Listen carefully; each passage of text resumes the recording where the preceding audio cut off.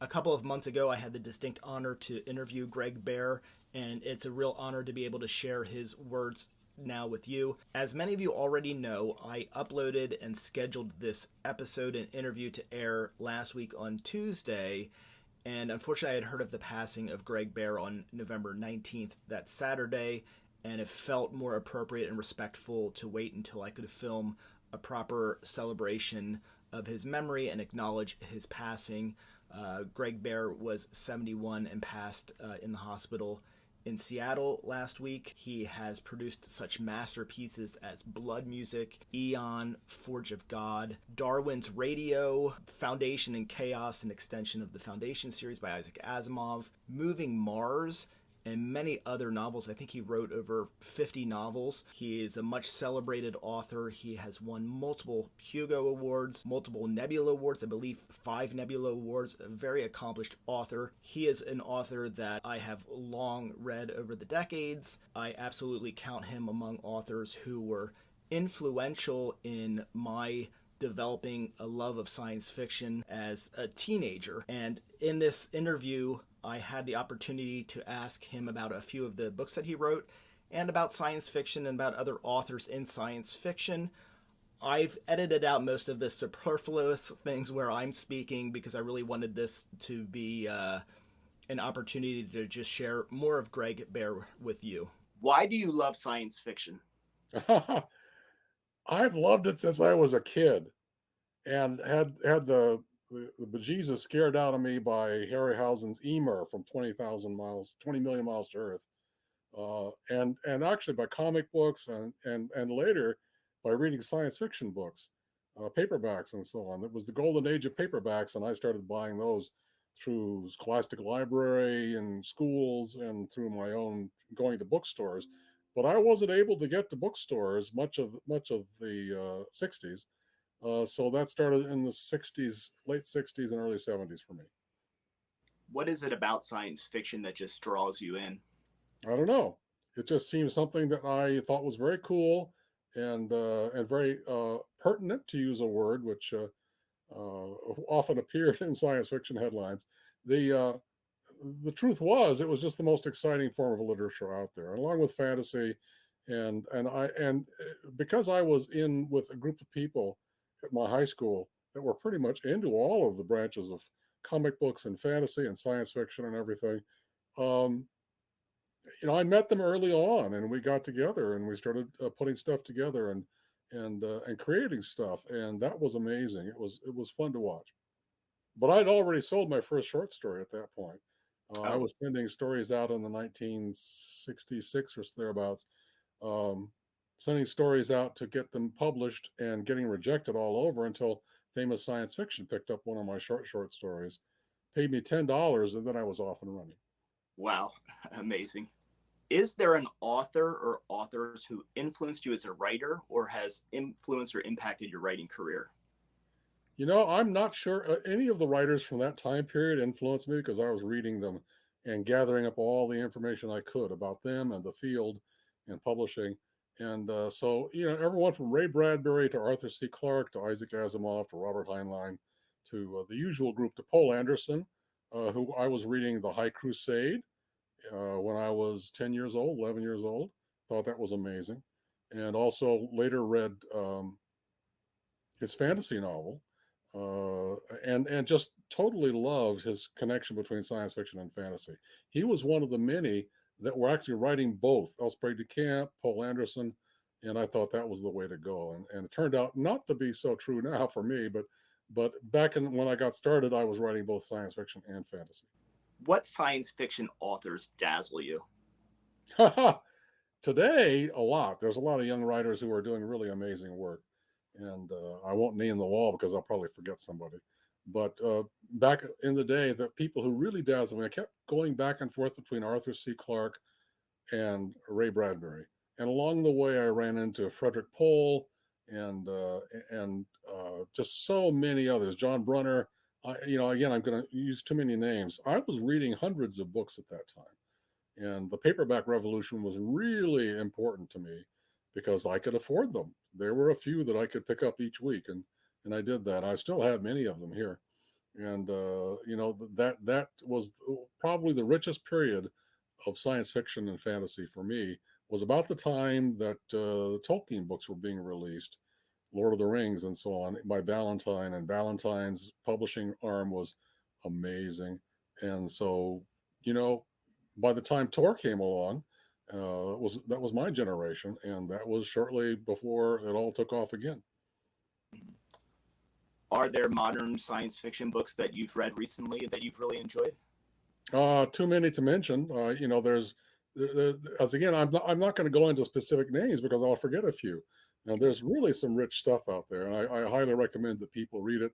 I taught a couple of sessions of Clarion West starting in the 80s and 90s, and had a lot of major authors show up, and some of them are still going great. And I get to go to their parties online and that sort of stuff. Unfortunately, we've had a couple of years hiatus here where we haven't been able to do our Clarion West party, which we've had for over 30 years. But we hope to get back to doing that and meeting the new writers again, and had a lot of students who published and did great work.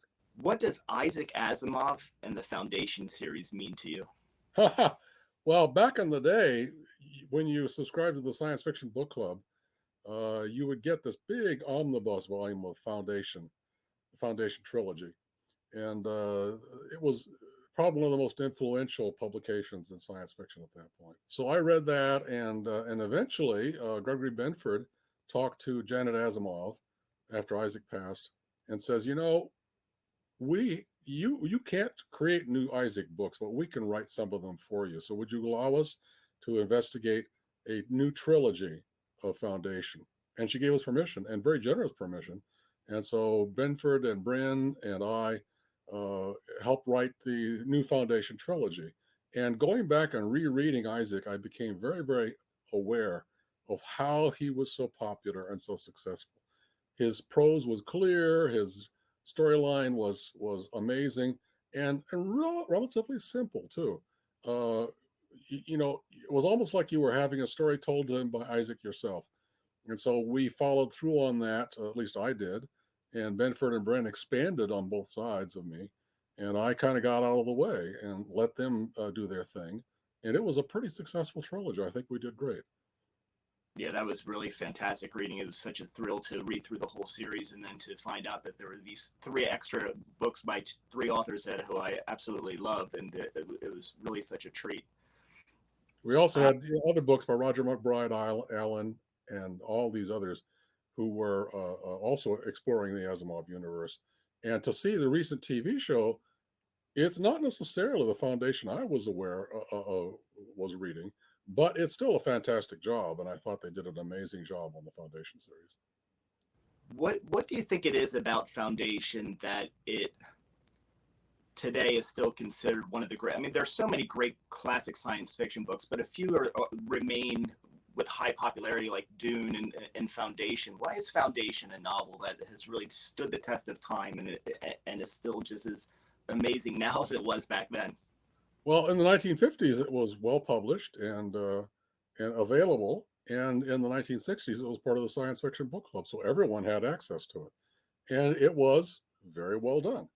Isaac started writing it late teen years, I believe, and John Campbell was helping him both with that and with the Robot series, and that was a very interesting time period.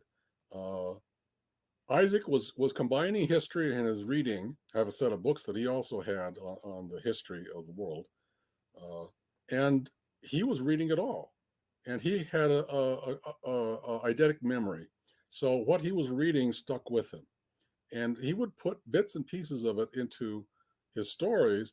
But really, what he was doing was he was kind of echoing what we saw with Gibbon on the history of the Roman Empire, and following through on that in a science fiction context. There may have also been bits of Spengler. There was certainly Spengler influence on science fiction writers otherwise, and possibly even Toynbee. But as teenagers, we didn't read all that just yet. But through Isaac, we discovered it, and that expanded our historical range. And Isaac also was writing a lot of nonfiction books at that point in the 1960s, and had stopped writing fiction mostly. So when he came back with his science fiction, we were there for it, and he was already kind of a master, and he was editing a lot of anthologies, Hugo-winning anthologies, and so on. And we would read those from the library and elsewhere, and just kind of he became our entrance point, one of the entrance points, along with a lot of other editors like Leo Margulis and other writers who were editors who were putting together a lot of anthologies at the time that were pretty amazing. But we also read the robot stories by Isaac, and there was always a theory behind the robot stories. It's interesting that it wasn't Isaac who necessarily found that theory or the three laws of robotics. It was John Campbell Jr. And that was an interesting time period for Isaac. When I got my first autograph from Isaac, I handed him a copy of iRobot and had him sign the page with the three laws. And I thought that was a very crucial moment. And those three laws have still echoed down everything um, from robot stories on Outer Limits and so on to the Cameron robot stories, which it seemed to me were kind of influenced by the three laws, although not necessarily following through on them, and possibly expostulating on the tragedy of failing to follow the three laws. Yeah, it's amazing. We see it in Star Trek too. I recently, and I don't know if you've read Sea of Rust by C. Robert Cargill. You see the three laws in that. It's really amazing. Yeah. Isaac's influence is still. We had a lovely moment when I was president of CEFWA. We got together for a Seder in New York City at the Pennsylvania Hotel, and sat with Isaac and a number of other people there. Julie Schwartz, who was an old time fan and comic book editor and great friend, and all these people gathering together and eating the Seder food and thoroughly enjoying Isaac's commentary. And I wish I had known him better, but there was an interesting point when I was writing the Second Foundation series with Brennan Benford that Harlan Ellison called and said to me, I was going to call Isaac and ask what his scientific thoughts were on this idea I've been having. And I realized I can't, he's gone. So I'm calling you instead. And a voice kind of popped up in my head, and I'm going to do a bad imitation here. But the voice said, "So Harlan, how can I help you?" And that was kind of weird, because Isaac did not believe in an afterlife. And yet here I was, in a sense, kind of channeling him to help write this new series. And it was a real honor to do it. Well, this is great. And it's a real honor to hear all of this from you, sir. I'm so grateful that you came on and did this. And I know I gave you the questions I was going to ask you, but could I ask you one question about Blood Music? Sure. So, speaking of Asimov and, the robot series, he had this way of using robots and AI to examine humanity. And that's what I think of when I think of Asimov. When I think of Greg Bear and the great things you've written, I think about observation and about Blood Music, that this is done from a perspective of nano. What inspired you to write about nanotechnology and nanobots? In a way, that was Isaac too. He had an article in TV Guide about, I think he was kind of channeling Fantastic Voyage at that point. And he was talking about the fact that you can't reduce intelligence in size. And I said to myself at one point, as I was being asked by the editor of Analog to get this right, and explain it scientifically, and I says, maybe there is a way to reduce intelligence. Complexity at the genetic level is huge. And so if you have, 3 billion base pairs, and you can interact with the 3 billion base pairs and a control system and a computer system, then you might have enough memory and computer power to kind of replicate the neurons in the human brain. And at that point, I realized I had been influenced by Isaac to disagree with him, which was often what science fiction writers did and found new ways around. Uh, and so when I put together Blood Music, um, I was thinking of the possibility of very, very small intelligences.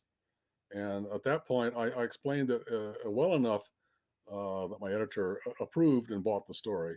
And that was quite an amazing thing for me. And to get awards for it was also amazing. That was an amazing year, 1982-83. And, going back to that, the exploration of nanotechnology, this was not really the nanotechnology of the time, because that was Cary Drexler, and he believed in silicon intelligence. And mine was biological intelligence. And I realized as I wrote Blood Music, we already have miniature intelligences.